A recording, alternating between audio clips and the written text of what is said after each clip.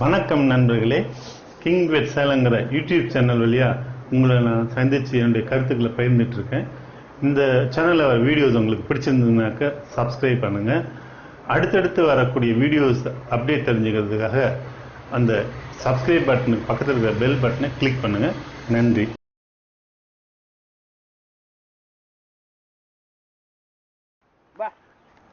நம்ம பார்க்குறது ஒரு செம்மறியாட்டு பட்டி. என்ன பண்ணிருக்காங்க, காட்டில் செம்மறியாட்டு பட்டி போட்டிருக்காங்க. சுற்றிலும் ஒயர் போட்டிருக்காங்க. மேலே 2 பக்கம் கயிறு போட்டிருக்காங்க தாங்குற மாதிரி. ஒரு 10 அடி 10 அடிக்கு இரும்பு கம்பி ஊனி அதை சுற்றி இருக்காங்க. ஆடு எங்கேயும் போகாத மாதிரி நைட்டில் இங்கே தங்குறதுக்கு. இங்கே நிலத்தில் ஒன்றுக்கு கோமியம் இதெல்லாம் போட்டுச்சுன்னா நிலத்துக்கு உரமாகும், இயற்கை உரமாகும். இப்போ காலையில் அப்புறம் மேய்ச்சலுக்கு ஓட்டிகிட்டு போயிடுவாங்க. அந்த விவசாயி 40 வருஷமாக இந்த மாதிரி செம்மறி ஆடு வளர்த்து வச்சு வந்துருக்காருக்கு. அவங்களுடைய அனுபவத்தை என்னன்னு நம்ம கேட்கலாம். அவர் என்ன சொல்றான்னு தெரிஞ்சுக்கலாம். உங்கள் பேர்? வணக்கங்க. என் பேர் செல்வராஜுங்க. அப்பா பேர்? மருதமுத்து. எந்த ஊர் நீங்கள்? நான் நடுவலூர். நடுவலூர். சரி, இப்போ உங்கள் செம்மறி ஆடு கெடா போட்டிருக்கீங்களா? கெடா போட்டிருக்கீங்க, பட்டி போட்டிருக்கீங்க? பட்டி போட்டுக்கிறோம். சரி, இப்போ எத்தனை வருஷமா ஆடு வளர்த்துட்டு இருக்கீங்க நீங்க? நான் 40 வருஷமா வளர்க்குறேன். 40 வருஷமா வளர்த்துங்க. எவ்வளோ ஆடு வளர்ந்து என்ன வயசு அப்போ ஆடு வளர்த்த ஆரம்பிச்சப்ப? எனக்கு 13 வயசு. 13 வயசுல ஆரம்பிச்சிங்க. என்ன படிச்சிருக்கீங்க? நான் 6வது படிச்சிருக்கேன். அதுக்கப்புறம் போகல? படிக்கல. சரி. நாங்கள் பெரிய குடும்பம், அதனால எங்களுக்கு நிலம் 10-15 ஏக்கரா இருந்தது. அப்புறம் காட்டு வேலைக்கு ஆள் இல்லைன்னு எங்கள் அப்பா நிறுத்திக்கிட்டாங்க. சரி, அதனால இப்போ அப்போ இருந்து ஆடு வளர்த்துறீங்க. ஆடு வளர்த்துன்னு இப்போ உங்கள் வீட்லேயே அப்படி செஞ்சுட்டு இருந்தாங்களா, இல்லை நீங்கள் புதுசாக ஆரம்பிச்சிங்களா? இல்லை, இது வாழடி வாழை. உங்கள் வீட்லேயே தொடர்ந்து செம்மறி ஆடு வளர்த்தாங்க, வெள்ளாடு வளர்த்துட்டு இருந்தாங்களா? செம்மறி ஆடு தான். ஆமாம். எதனால? ஏன்னா நம்ம பக்கம் வெள்ளாடு தான் அதிகமாக விரும்பி உண்பாங்க, செம்மறி ஆடு அதிகம் உண்ண மாட்டாங்க. அதனால செம்மறி ஆடு வளர்த்துறது இந்த மேச்சேரி பக்கம். இந்த பக்கம் நீங்கள் செம்மறி ஆடு வளர்த்த காரணம் என்ன? இது எங்கள் தாத்தா செம்பிளாடு தான், எங்கள் அப்பாவும் செம்பிளாடு தான். அதே அப்புறம் நானும் அதே செம்பிளாடு. அப்போ நான் அறியா பிள்ளையில அவங்க என்ன வாங்கி கொடுக்குறாங்களோ அதுதானே நம்ம மேய்க்க முடியும். அதனால அதே இப்போ அப்படியே கண்டினியூவாகவே நாங்கள் பண்ணிக்கிட்டு வரோம். சரி, இப்போ வெள்ளாடுன்னா 2 குட்டி போடுது, 3 குட்டி கூட போடுது, அதில் வருமானம் அதிகமாக இருக்குது. செம்மறி ஆடுனாக்கா 1 குட்டி தான் போடுது. அப்படிங்கிறப்ப அந்த செம்மறி ஆட்டில் வருமானம் கம்மி. அதனால வெள்ளாடு வளர்த்துறது தான் அதிகம் நிறைய ஆர்வமாக இருக்காங்க. இப்போ அந்த மாதிரி ஏதாவது உண்டா? நீங்கள் வெள்ளாடு வளர்த்த அனுபவம் உண்டா?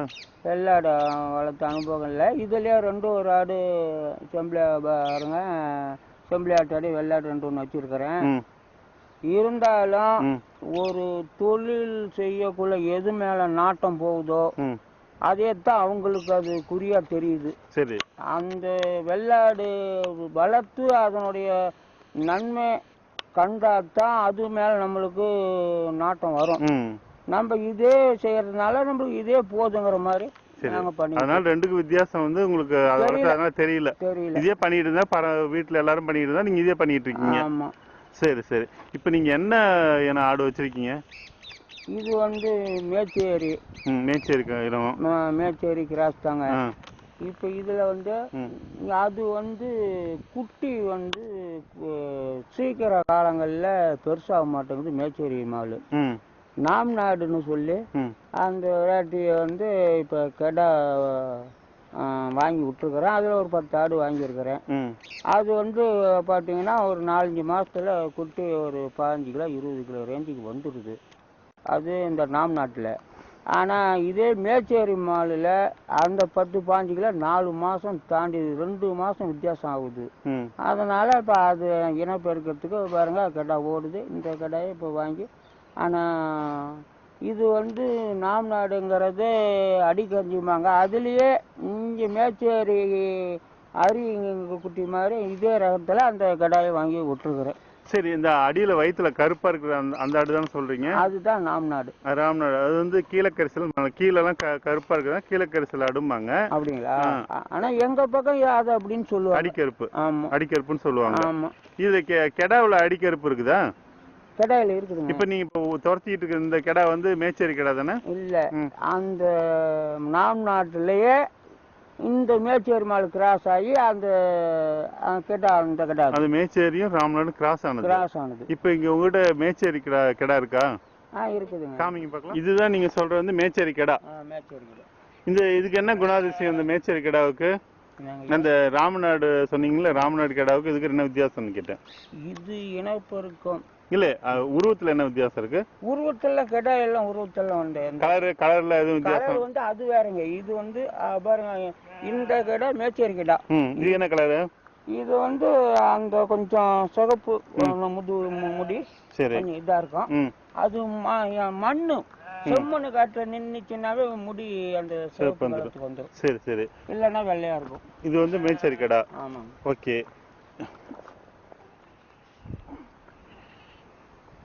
இதுதான் நீங்க சொல்ற ராமநாடு? ஆமாங்க.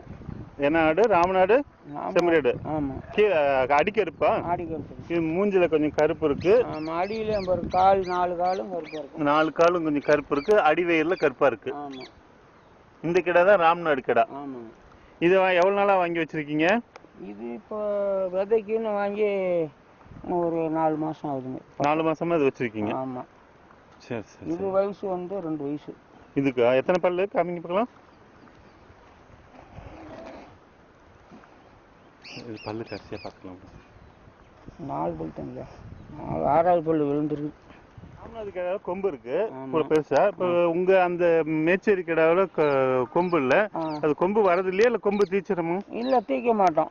அது பிறவியில ஒவ்வொரு குட்டிக்கு கொம்பு வரும், ஒவ்வொரு குட்டிக்கு கொம்பு வராது. பிறவியிலே வராது.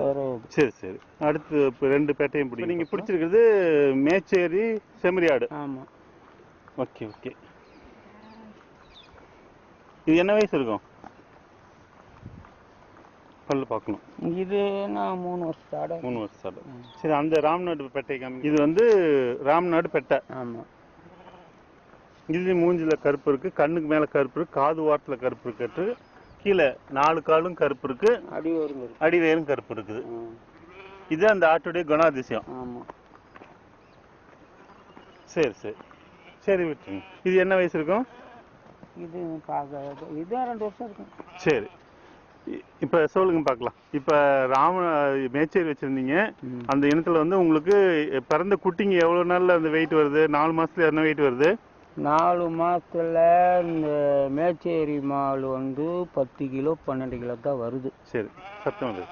12 கிலோ தான் வருது. இதே இந்த ராமநாடு குட்டி வந்து 15 கிலோல இருந்து 20 கிலோக்குள்ள வந்துடும். ரெண்டுக்கும் ஒரே மாதிரி தீவனம் கொடுத்துமேவா? இது ரெண்டுக்கும் ஒரே மாதிரி தீவனம் கொடுத்தாலும் மேய்ச்சல் தான். மேய்ச்சல் ஒரே மாதிரி கொடுத்தாலும் இது குட்டி நம்ம வந்து கோழி போண்டா கோழி மாதிரி இது கொடுக்க குட்டி பொதுன்னு வருது. அந்த மேச்சேரி ரகம் என்ன கொடுத்தாலும் அந்த நார்மல் தான். அவ்வளவுதான் இருக்கு. இதுதான் இதுக்குன்னுடைய வித்தியாசம். ஸோ அதனால வந்து இப்போ ராமநாடு ஒயிட்டோட இந்த ராமநாடு செம்மறியாடோட இந்த மேச்சேரி கலப்பினம் பண்ணியிருக்கீங்க. ஆமா. இப்போ வாங்கி கெடா ஏற்கனவே வாங்கி வளர்த்த அனுபவத்தில் சொல்றீங்களா, இல்லை இப்போதான் கெடா வாங்கி எவ்வளோ நாள் வச்சுருங்க? கெடா ஏற்கனவே பக்கத்தில் அவங்க ராமநாடு ஆடு வச்சிருக்காங்க. அது அந்த பருவ காலத்தில் பயிராகி குட்டி போட்டு வளர்ச்சிக்கு வரும்போது நம்ம வளர்ச்சிக்கு வரக்குள்ள அதுக்கு இதுக்கும் 10 கிலோ 15 கிலோ வித்தியாசம் வரும். அவ்வளவு வித்தியாசம் வருது? வரும். ஆனால் அங்கே 8 மாதம் 9 மாசத்துல. இப்போ குறுகிய காலத்தில் 3 மாதம் 4 மாசத்துல அந்த வித்தியாசம் தெரியாது. 8 மாசத்துக்கு மேலே 1 வருஷத்துக்குள்ள அது விற்பனைக்கு வரும்போது பார்த்தீங்கன்னா இது வந்து மேச்சேரி மால் நார்மலா மேய்ச்சாக்க 35 கிலோ 40 கிலோ தான் வரும் 8 மாசத்துல. 8 மாசத்துல. ஆனா அதே ராமநாடு குட்டி 50 கிலோ 60 கிலோ கூட வரும். 8 மாசத்துல அவ்வளவு வந்துருங்க. நம்ம கொடுக்கற பராமரிப்பு தான். என்ன பராமரிப்பு கொடுத்தாலும் இது வரல. சரி, ஓகே. அப்படி இருக்கிற பட்சத்துல நாம ஏன் இந்த மேச்சேரி ஆடு வாங்கணும்? நாம நேரம் இது ராமநாடு ஆடு செம்மறி ஆடே வளர்த்துலாம? ஏன் இது வந்து இனவெழுத்து கிராஸ் இது கலப்பினம் கொண்டு வந்து அதுக்கப்புறம் நம்ம வளர்த்தணும்? அந்த ஆடுங்க ஒரே தவளை வச்சு கண்ட்ரோல் பண்ண முடியாது. அந்த ராமநாடு அவங்க அது நம்ம வந்து மேச்சேரி மேல ஒரு தவளை இருந்தாலும் ஒன்றும் பண்ணாது. அது வந்து இடம் விட்டு இடம் மாறிக்கிட்டே இருக்கணும். இப்போ வந்து இப்போ காட்டுல இடம் இருந்தா காட்டுல போடலாம், இல்லைன்னாக்கா களத்துல அடிக்கிறோம்னா இந்த ஆடு தாங்கிக்கும். மேச்சேரி மாடு தாங்கிக்கும். இந்த அடிக்கறிஞ்சி தாங்காது.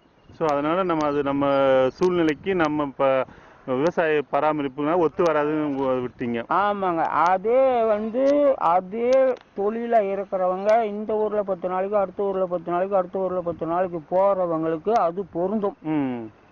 ஒரே தவிர விவசாயிக்கு இது உபத்தொழிலா வச்சுக்கிறவங்களுக்கு அந்த ஆடு கொஞ்சம் முன்ன பின்ன இருக்குங்க. Okay okay. அப்போ கலப்பினமா இருந்தால் ஒன்றும் பிரச்சனை இல்லை. கலப்பின நம்ம அது இந்த கிராஸ் தான் நம்ம பண்றோம். கிராஸ் பண்ணக்குள்ள ஓகே, நம்ம சூழ்நிலைக்கு நம்ம கலப்பினம் தான் வச்சுக்க முடியும், அந்த ஆட்டினத்தை வச்சுக்க முடியாது. அது ஒரிஜினல் நம்ம ஒரே இடத்துல விவசாயி உபத்தொழில அதை செய்ய முடியாது. சரி சரி சரி சரி சரி.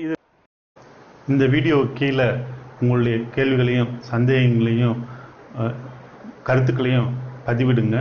உங்களுடைய கருத்துக்களின் அடிப்படையில் தான் என்னுடைய அடுத்த பதிவுகள் இருக்கும்.